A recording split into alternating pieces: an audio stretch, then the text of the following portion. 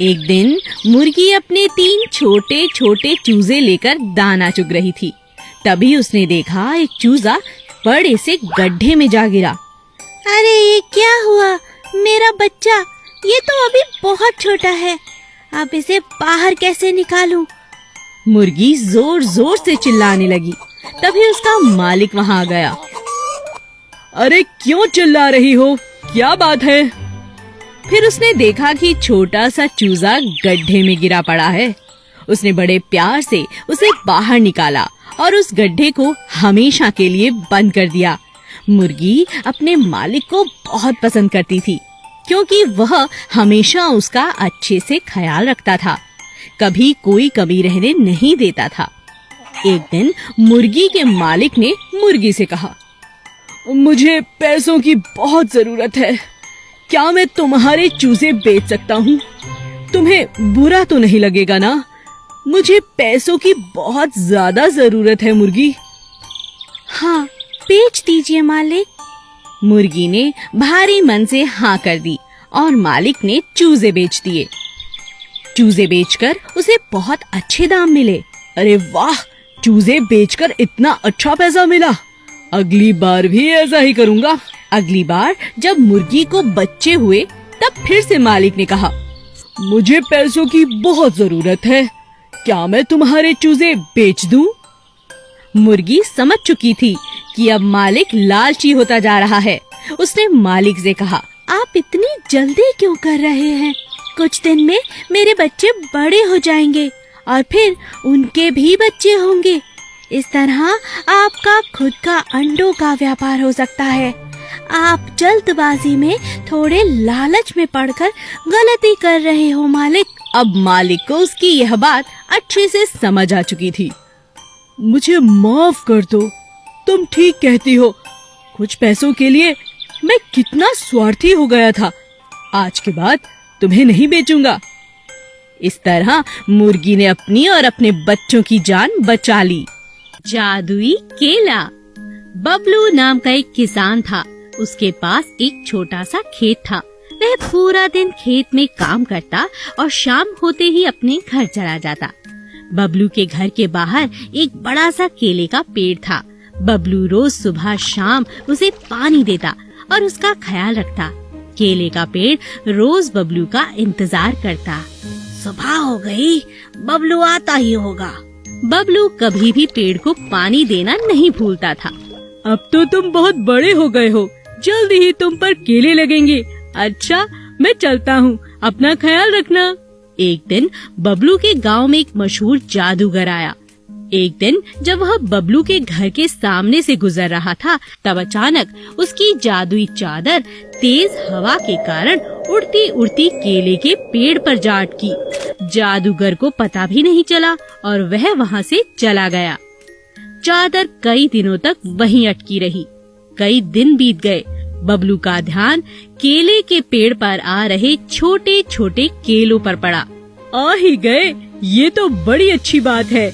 बहुत जल्द ये केले बड़े हो जाएंगे। केले कुछ ही दिनों में पक गए। अरे वाह, आज तो केले पक चुके हैं, इन्हें तोड़कर खाता हूँ। नहीं, पर पहले एक केला भगवान को प्रसाद के रूप में चढ़ा देता हूँ। बबलू एक केला भगवान के चरणों में चढ़ा देता है और बाकी के केले कुछ बच्चों में बांट देता है। बबलू के केले इतने स्वादिष्ट थे कि सभी बहुत खुश होकर उन्हें खाते।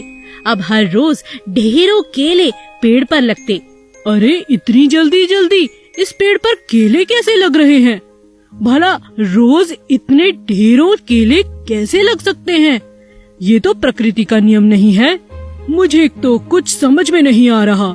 उसी दिन जादूगर फिर वहीं से गुजरा और उसने अपनी चादर देखी। अरे ये तो मेरी चादर है, ये मेरी जादुई चादर है। अच्छा, ये आपकी चादर है? हाँ, कई दिन हुए ये खो गई थी। ये ऐसी वैसी चादर नहीं, ये जादुई चादर है। अच्छा, तभी मैं सोचूं मेरे रोज रोज केले इतने ज्यादा कैसे लग रहे हैं।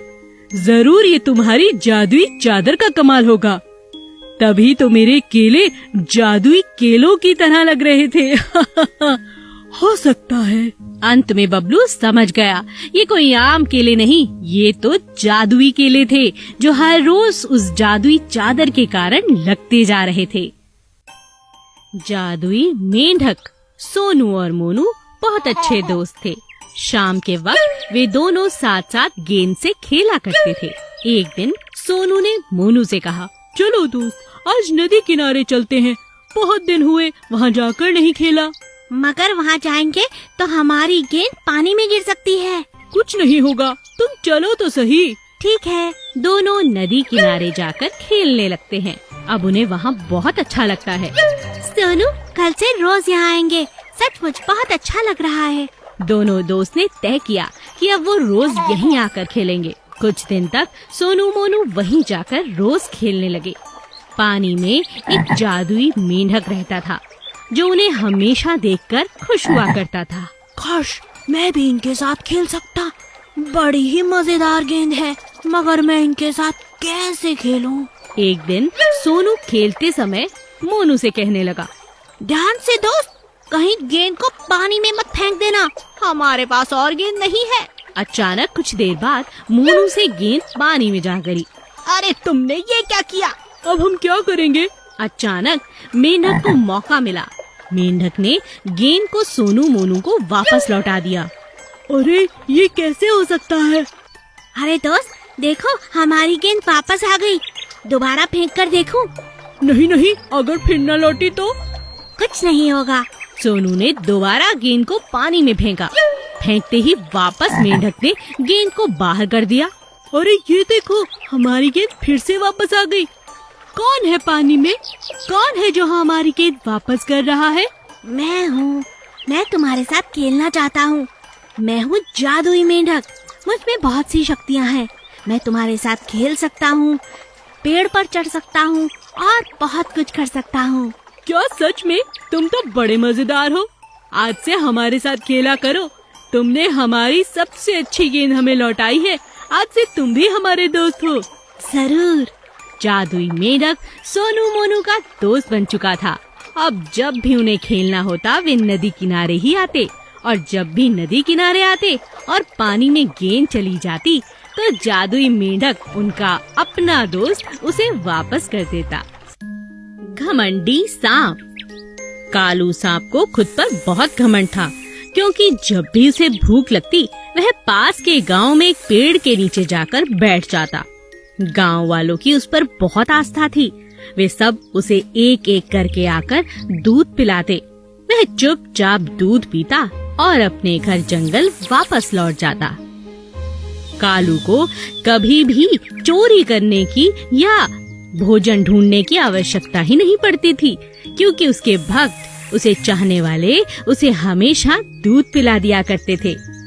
इसी बात पर कालू सांप को धीरे धीरे बहुत ज्यादा घमंड हो गया। मेरे जैसा भाग्यशाली भला कौन होगा?